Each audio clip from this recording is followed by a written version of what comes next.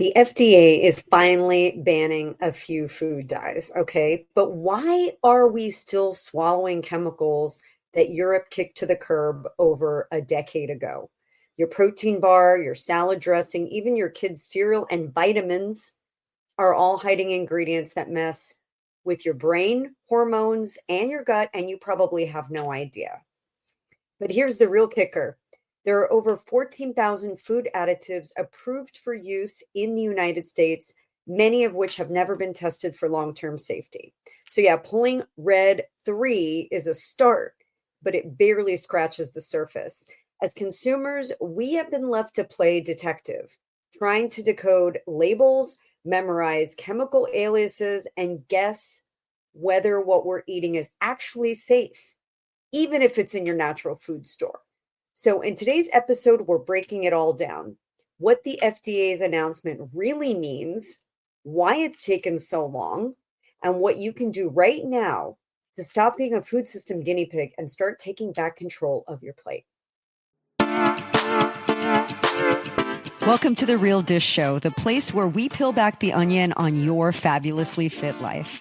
I'm Chef Maria, the Fit Foodie, and with over 30 years of experience in the health and wellness world, I'm here to guide you on this journey to uncover the keys to living a vibrant, balanced life. Whether you're seeking practical tips for nutrition, fitness, mental well-being, or simply craving insightful conversations with experts in the field, you've come to the right place. Now get ready to embark on a holistic adventure toward a healthier, happier you and make shift happen for good.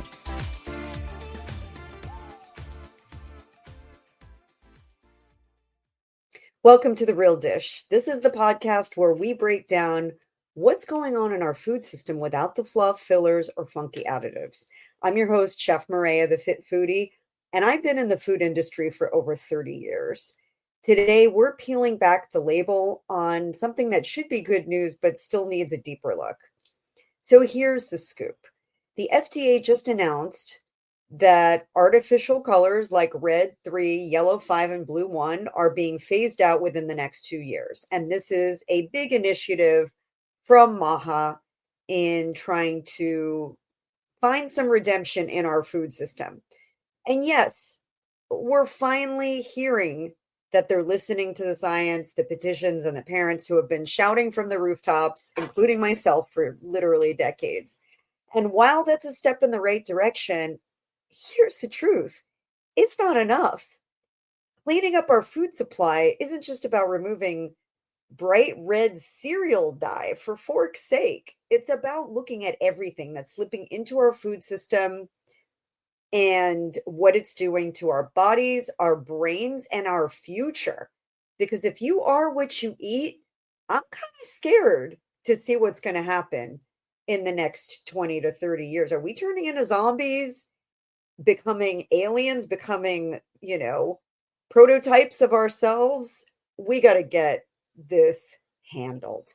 So, in this episode, we're going to unpack the top 10 food issues that really we should be paying attention to. And, again, I want to preface by saying that it's great to see these artificial food dyes going bye-bye. But there's so much other junk out there, and I remember when I first started in the food industry, literally 32 years ago. I know I'm kind of revealing my age here, but at that point we were championing clean food back then in the natural products world. So to think that for literally almost 3.5 decades, this has been something that's been floating around, discussed on the table with almost no movement. Now finally something is happening, and they're still giving them 2 years to clean up their act. Like, I don't really understand why it's such a long leash here. 2 years is a really long time. We have the technology right now. I mean, for God's sake, we've got the technology to do so many other things in the world of science and food technology. But why does it take 2 years to get this stuff cleaned up? So anyway, here's what I want to break down for you. the 10 food issues that really deserve our attention. And instead of waiting for the food system to correct it, for government to correct it, for big business and brands to correct it, what we need to do to take that on to ourselves. Because look, when it comes to artificial colors, there have been solutions for a long time. I mean, you can buy natural colors to add to your baked goods, for example, which I've been doing forever.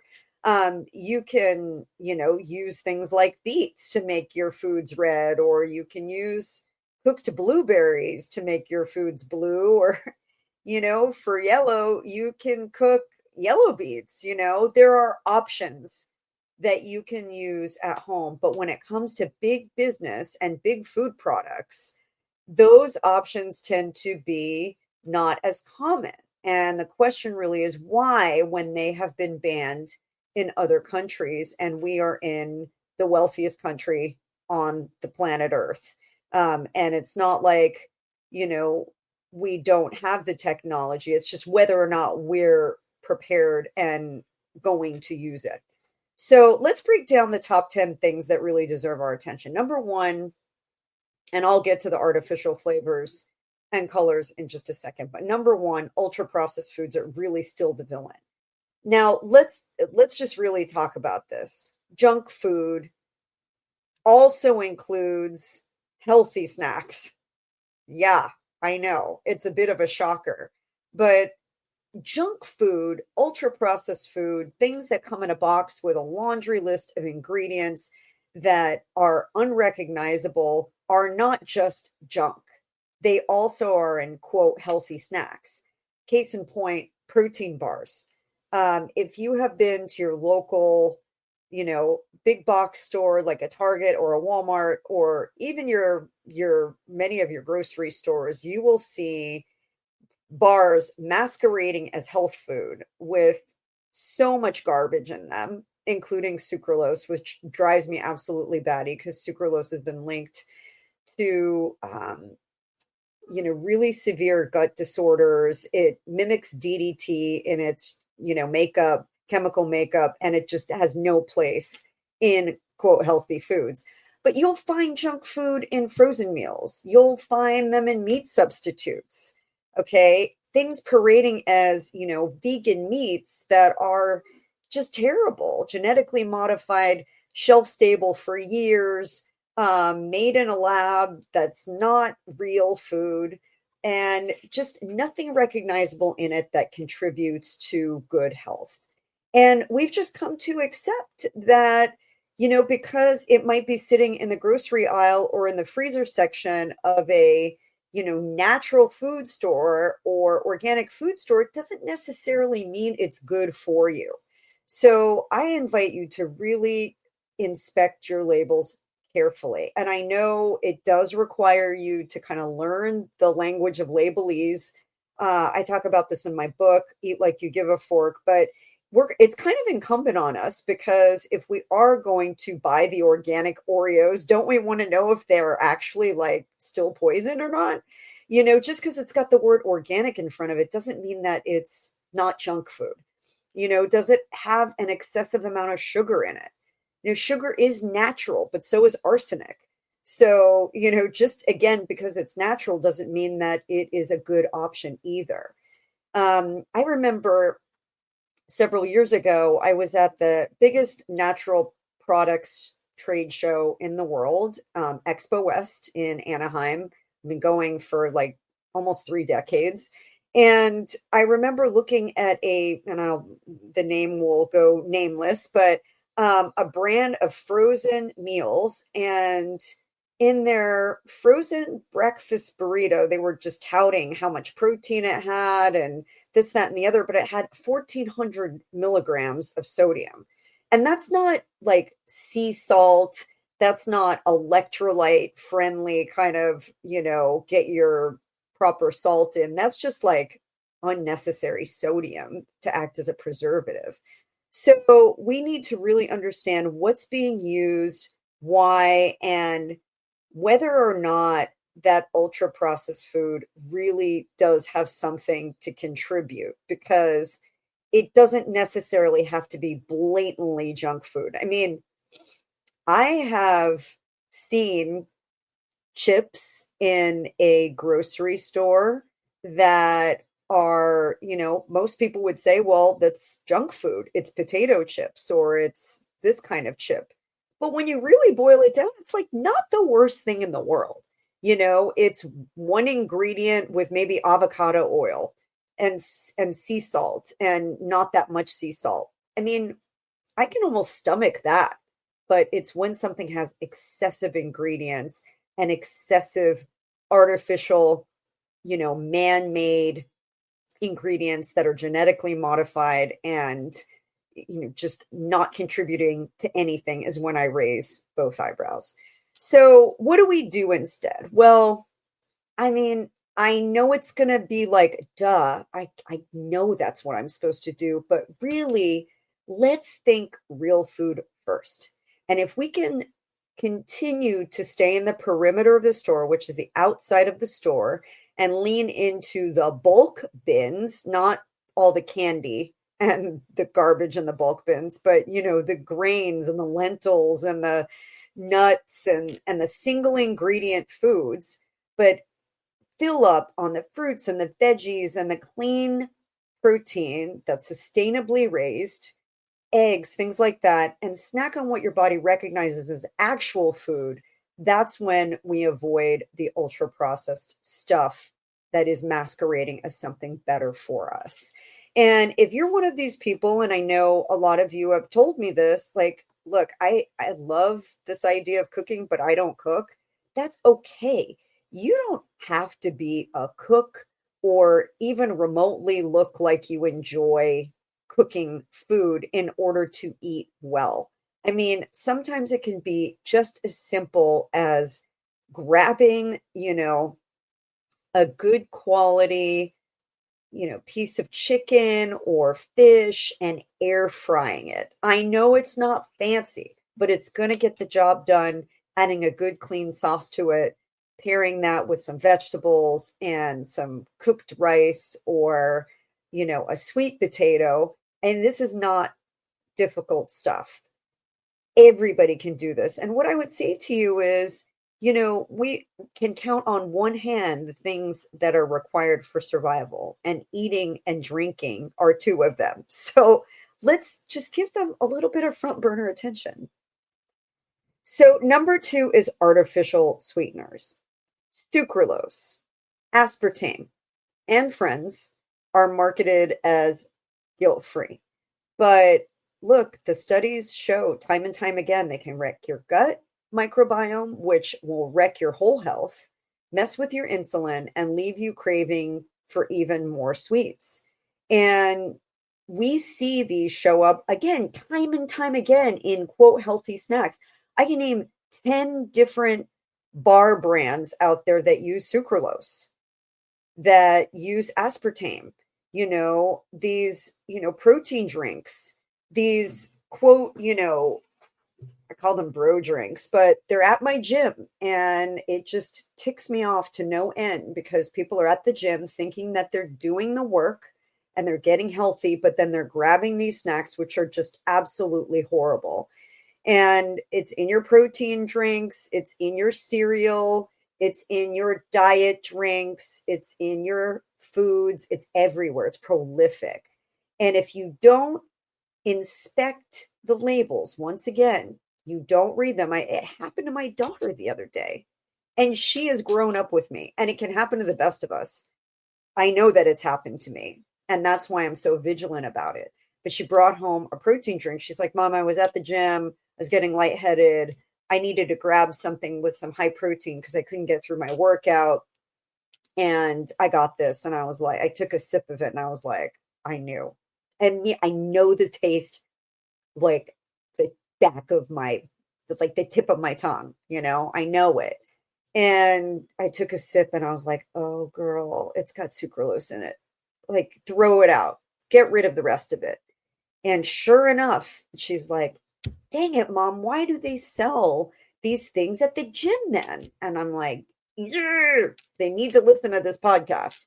So instead, what I would say is, it's better to have some real honey. Have the local honey that is actually going to be better for your, boosting immunity and helping with allergies if it's local honey. Have a little bit of that, and a little bit goes a long way. Have a little bit of, coconut sugar, for example. And if you're okay with it, I know some people don't like it, but have the monk fruit or the stevia in their purest form. And again, make sure they're in their purest form. Or use spices like cinnamon and pure vanilla extract. Sometimes you just need a little spice and a little flavor to zhuzh it up. Okay. And it might not need to just be sweet for the sake of being sweet. It might just need to have more flavor.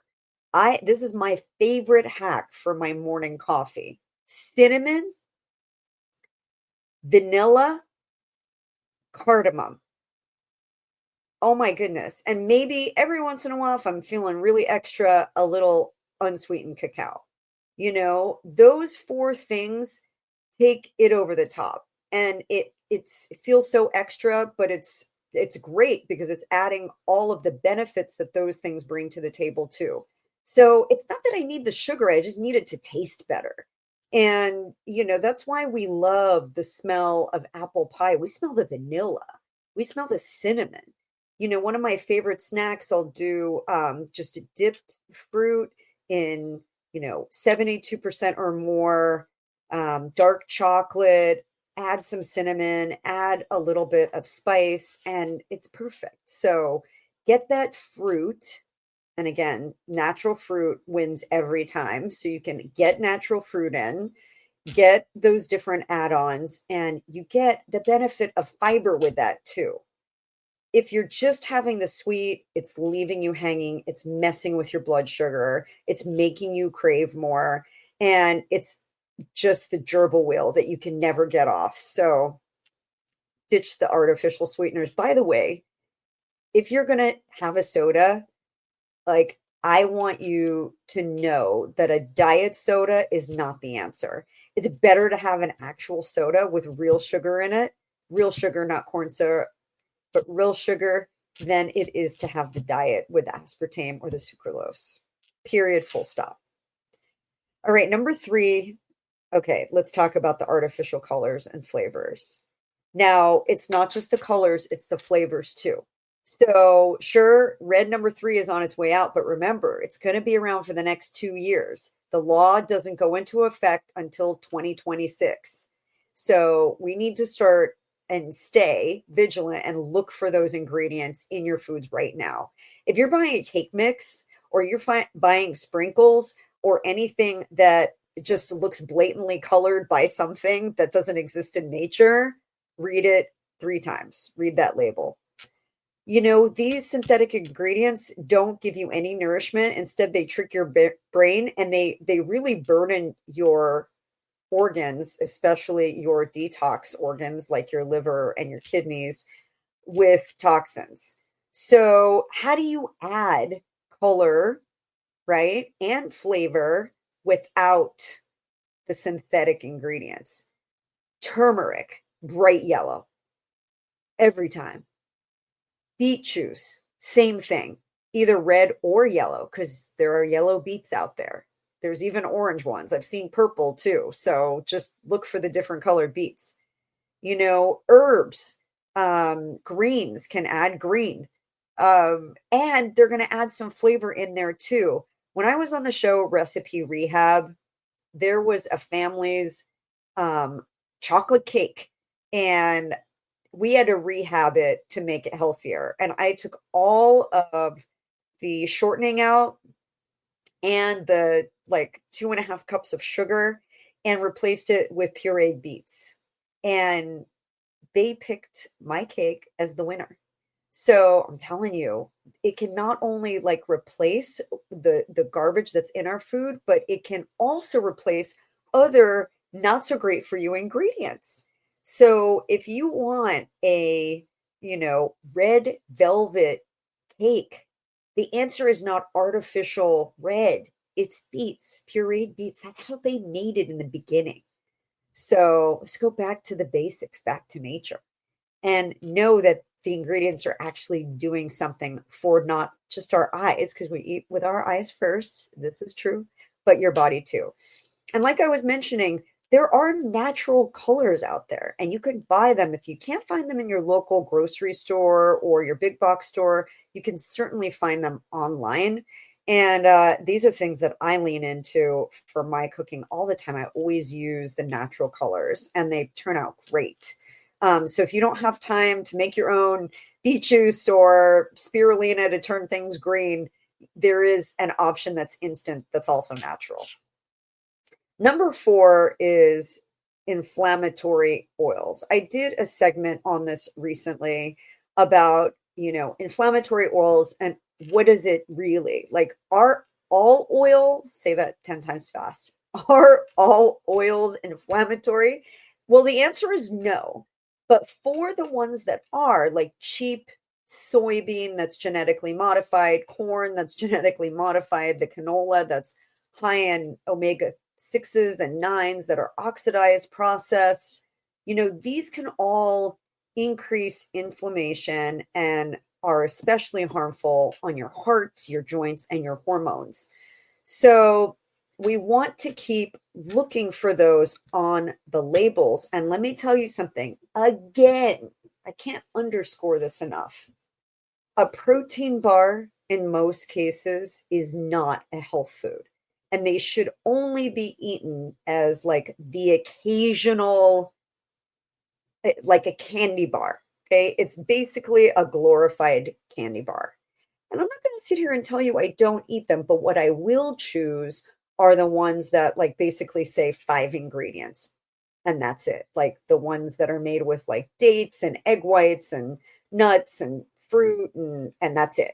And you can make your own too, by the way. So that's not a hard thing to do. And I've got a ton of recipes at chefmaria.com that you can follow for those. But we want to watch out for the cheap stuff because it's still showing up in quote healthy foods. Popcorn, look for it. Tortilla chips, look for it. Prepared meals, definitely. Ready to eat sauces, almost always. There's always going to be something emulsifying that sauce because you need an emulsifier to make it smooth. So check that out and make sure you're vigilant about it. Instead, we want to try and cook with high quality oils and watch for the smoking point. So even something like an extra virgin olive oil shouldn't be used for deep frying. It's got a smoke point of about 400, 410 degrees. It just depends on the type of olive oil. There are some oils that are more suited and suitable for high heat cooking, but you also want to watch out for high heat cooking in general because that's not great for your health either. My point is avocado oil, ghee, grass-fed butter, even beef tallow has a high smoking point and has become a lot more popular. It is higher in saturated fat, but the goal is to use less and it adds more flavor to your food. So they support hormonal balance and have a better heat profile.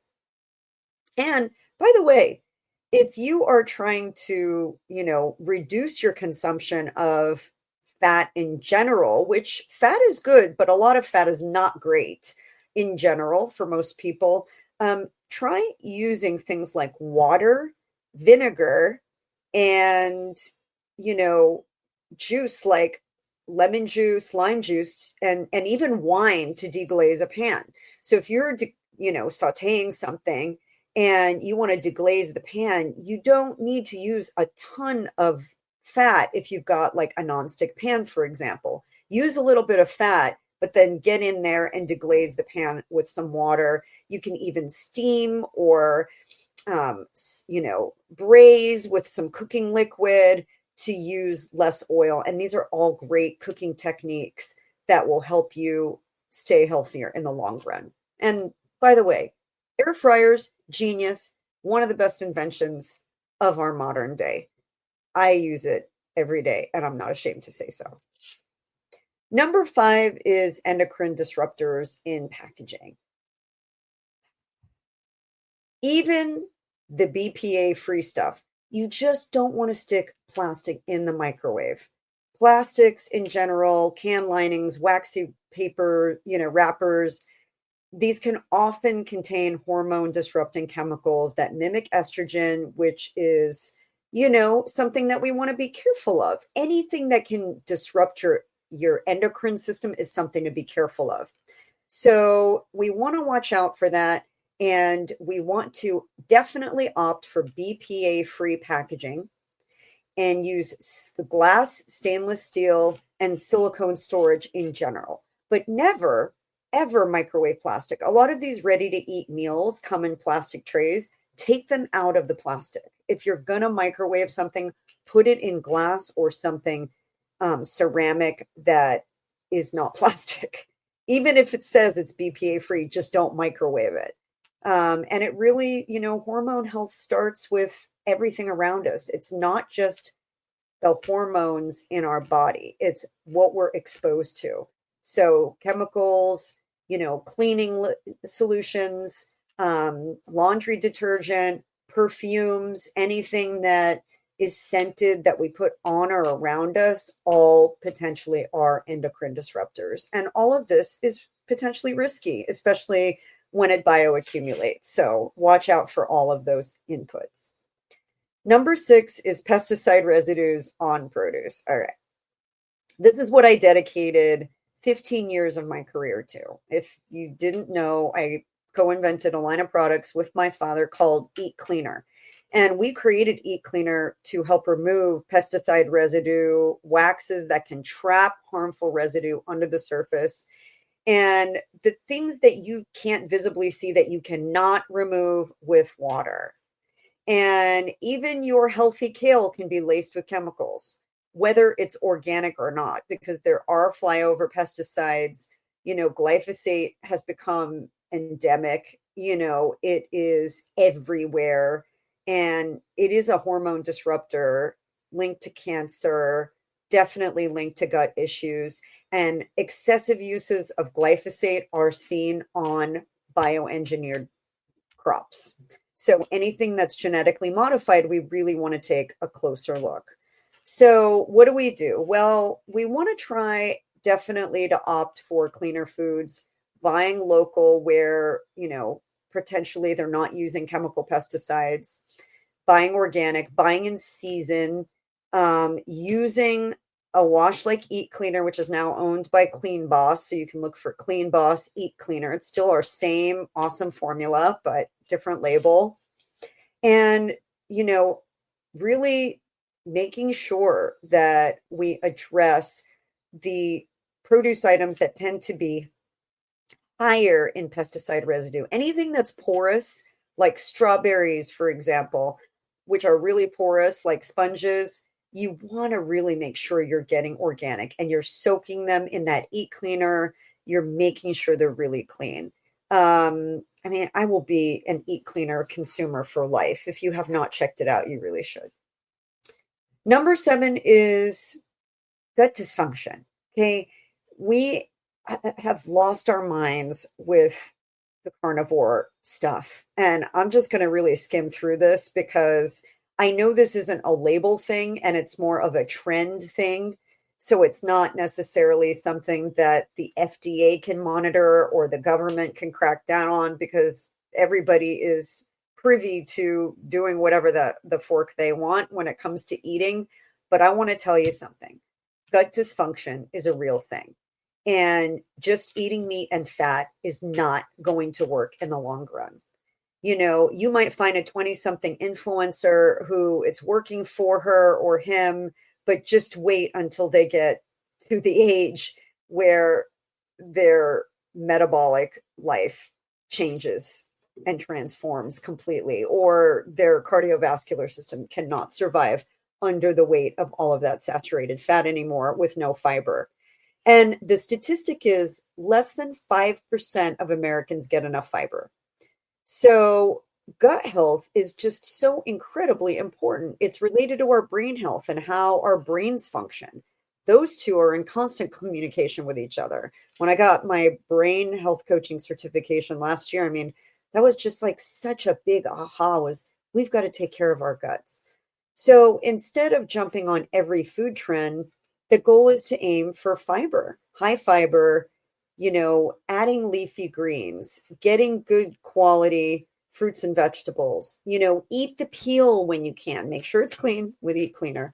And your microbiome will really thank you.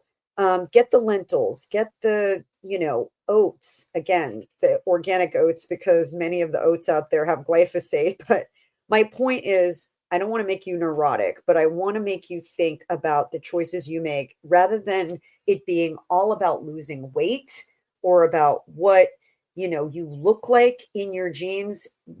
If you could look into your colon, what would it look like? Would it be clean? Is your brain doing a happy dance because it's getting enough fiber? Are your, filtration organs just heaving under the weight of all of those toxins and tons of, digestion issues because you're not getting any fiber? I mean, I heard one influencer say, and I quote, I have one bowel movement a week and it's smooth as butter. I can't make this stuff up, y'all. My answer is ew. Like, if you're going to the bathroom doing number 2 once a week, I need to talk to you because we have some issues. Okay. End of story.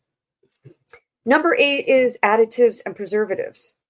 Artificial additives and preservatives. I mentioned at the beginning of this, over 14,000 additives are approved by the FDA with very little to no actual testing. So things like titanium dioxide, do you know what that is? Well, I mean, titanium might be a heavy metal that's super strong, but you don't want a lot of that in your body. And these are added to different foods to make them last longer. BHT, BHA, so many. And many of these cause digestion disruption. They affect our immunity. They affect our brain health. So again, I'm going to say it short and sweet.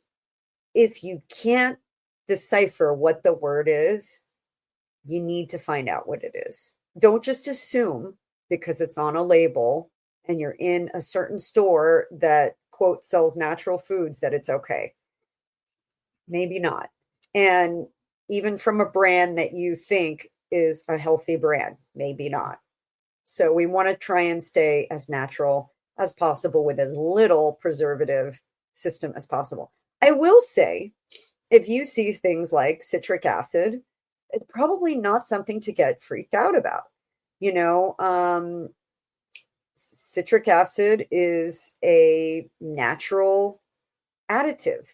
And I know people who have told me, oh my goodness, when we had Eat Cleaner and it had citric acid in it, they're like, oh my goodness, it's got acid in it. Well, duh. I mean, citric acid is in lemon and lime juice, but using it as a preservative is definitely on my, like, it's probably okay list. It's not like the worst thing to happen. You want to watch out for the artificial ones. Number 9 is excessive use of antibiotics in livestock. Antibiotics are just everywhere, and antibiotic resistance is a real thing. If you, God forbid, got so sick that you really needed to be on a course of antibiotics, but you were antibiotic resistant, this would be devastating. And that's what we get every single day when we eat food that comes from, that's raised in a way that's not, natural. That's raised with something that's excessive. And most factory farmed meat is coming from a source where potentially, excessive use of antibiotics are used because those animals are in close quarters. They tend to get sick more often. They're not pasture raised. They're not free range. They're not, organic, where, these excessive antibiotics are not, regulated for use. So instead, we want to look for pasture raised. We want to look for grass fed and finished. We want to look for, antibiotic free. And certainly organic is helpful. In some cases, organic isn't enough, but looking for those labels can help. And certainly trying to find foods that are locally raised and grown, I think, are always going to be one of your best bets. So look for those on meats, poultry, eggs, dairy. And the higher up the food chain you go, the more important this is. And last but not least, definitely not least, is GMOs or genetically modified ingredients. They have become harder to spot than ever. I was part of a whole movement many years ago, the non-GMO um, movement. There was a project that was really trying to get companies to label their foods and have that be mandatory. And guess what happened? Big labels turned it down and lobbied against it. And unfortunately, it went by the wayside, but we have to do that due diligence. And I'm going to tell you something right now. Wheat, corn, and soy are the three most sprayed crops, and canola. So four actually: wheat, soy, corn, and canola. The most genetically engineered of all. And they are highly sprayed. Glyphosate becomes a big problem. And these are also the inflammatory oils that are making us sick. I don't know why I keep saying oil, talking like a Houstoner. But you want to watch out for those. And instead, we're going to choose organic oils. We're going to choose, the natural ingredients. We're going to choose foods that are void of those ingredients. Like if you love popcorn, make sure you're only buying the organic popcorn. And if you go to the movies a lot and you can't wait to eat the popcorn there, I'm going to tell you something. They're not using organic popcorn. And they're not using good quality oils. And they're definitely, that butter that they put on there is definitely not good for you. So I'm giving you permission to sneak your own popcorn in. And let's just leave it at that. And take your own drinks in there too, because the soda that they're giving you is full of corn syrup, which again is genetically modified. You see, this comes up in everything: corn this, soy that, canola this, wheat that. So we are on an initiative right now, and that is to really be the detectives of our own plate. And it sucks that we have to do that, to be quite frank with you, that we can't just rely on, big business doing the right thing and, government doing the screening and the testing and the FDA doing all the regulating that they need to. It's just not going to happen. And that's just the hard-hitting facts. So we have to do some of this heavy lifting. And that means, number one, reading ingredient labels like you're scanning a dating app. I mean, right? No red flags. Like if there's a red flag, swipe right, keep going. And you're going to have to do the same thing in the grocery store. Number two is eat more plants, especially in their whole form. I cannot understate enough all of the benefits from real plants, phytonutrients and fiber and feeling fuller and getting protein and getting, gut health and all of the things that we need for better, for thriving and a better existence. And we just need to make sure that we're getting them from the right source. Cooking at home more. Oh my goodness. You want to know what's on your plate? Cook your own food. The more you rely on other people cooking for you, the more you put your health into other people's hands. And I know, as much as I love being a chef, they do not have your best interest at heart. They just want to make food taste good. And in a lot of cases, they're going to meet their budget. So quality is not going to trump quantity. And it's certainly not going to be like, oh, we picked the best for you because, you deserve better. I mean, price comes down to cost.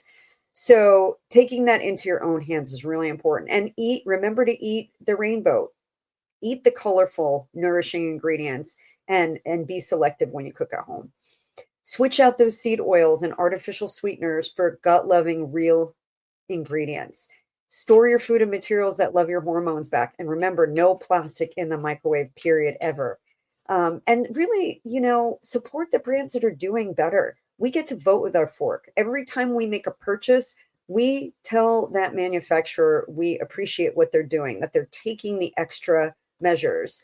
When you support a brand that is doing the right thing, then they can scale and hopefully with integrity scale and continue to deliver a great quality product. But we vote and we, finally have been able to move the needle on some of these things where lobbying and people's voices and petitions and all of the things that I know I've participated in are starting to get listened to finally. So yes, let's tie this all up with a bow. And I'm sorry for the longer episode, but this is really something that's near and dear to my heart. And I hope you've learned a little bit more about why we need to be so vigilant about not just colors, but so many other things. But we're getting rid of those food dyes, in 2 years. But that's just the appetizer. If we want the full entree of health, we need to look at what's in our food, how it's made, what it's stored in, and how it fuels or fails us, period. And the good news is if you don't need to overhaul overnight, you don't have to. You can start small, start with one better swap this week, one upgrade, one more label, clean out your pantry, take a look at what's in your fridge, and know that it's really about awareness moving forward. You make one better swap this week and then better, and you'll continue to buy that product and you'll know, oh, okay, when I see this at the store next time, I know to bypass it. And you want to share that with everybody you know, because when we know better, not only do we do better, but we've got to help empower other people to do better. It really is incumbent on us, I feel like, right? We care about our neighbor. We care about our loved ones. So we want to empower them to do the same thing. It's not judgy. It's not fanatical. It's not, paranoid behavior. It's not psychosis. Okay. Caring about your health and caring about your loved one's health is just, it should be normalized. And we shouldn't really think twice about that. Like we're being judged. Just people care about us. So the rainbow colored cereal and the Splenda coffee is one day going to go bye-bye anyways. And you're just doing them a favor by helping them out in the short term. So don't forget to check the show notes for resources and some clean product recommendations. And until next time, stay spicy, stay smart, and keep on dishing the truth, because believe it or not, you're ahead of the game. I'm glad you were here. This podcast is for informational purposes only and should not be considered legal health advice. We are not responsible for any losses, damages, or liabilities that may arise from the use of this podcast. This podcast is not intended to replace professional medical advice, and the views expressed in this podcast may not be those of the host or the management. Hey, it's Chef Maria, and thank you so much for tuning into The Real Dish. It means a lot to me that you're here. I hope today's episode has inspired you to take some proactive steps towards a healthier and happier you. Because just remember, bite-sized changes can lead to big transformations. But before you go, would you do me a big favor? If you found value in this episode, would you share it with 2 of your closest friends and hit the subscribe button so you never miss an episode? And if you really want to make this girl's day, would you leave a 5-star review? I do hear an angel gets its wings every time you do that. But really, this helps us spread the message of real life wellness to even more listeners. And everybody could use a healthy portion of that, right? Now, until next time, remember, you are the chef of your own kitchen. So feed your life well, make good decisions, prioritize your well-being, and remember, you need to take care of you because we only get one of you and you are a gift to everyone around you. So until next week, this is Chef Maria signing off. And just remember, we're here to cook up a good time every single week. We'll see you soon.